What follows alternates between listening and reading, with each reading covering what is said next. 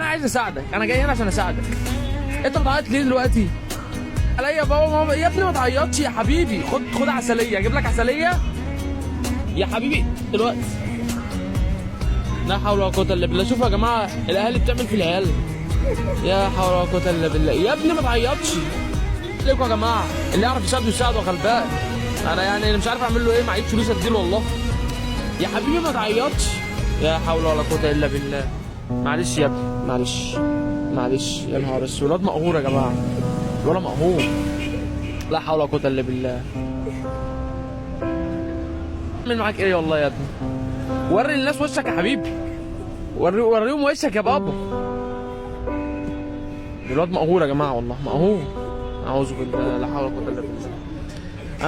انا يا جماعه انا هسيبه في الشارع. ما انا هربيه ايه؟ انا عارف اربي نفسي عشان اربيه. انا هسيبه في الشارع واللي يلاقيه ياخده يا جماعه، ياخده يربيه. فانا يا ابني ما تعيطش يا حبيبي، ما تعيطش، خليك راجل يا. روح اشتغل في اي حاجه بقى، اشتغل في اي حاجه، اشتغل لم زباله، لم اي حاجه. لا حول ولا قوه يا جماعه. انا مش عارف الاهالي تخلف وترمي يا جماعه، تخلف وترمي.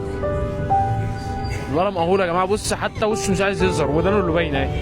يا جماعه بص يا جماعه. خلاص يا حبيبي خلاص يا حبيبي خلاص. انا يا جماعه اللي يعرف يحل الموضوع دوت ويعالج الولا يعني يبعت لي رساله. الولا في طنطا يا جماعه. انتوا بس قولوا لي وانا اوصلكم بيه.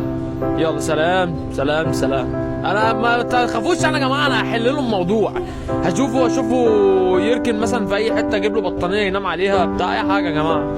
هنعمل ايه يعني؟ ربنا يخلينا للغلابه.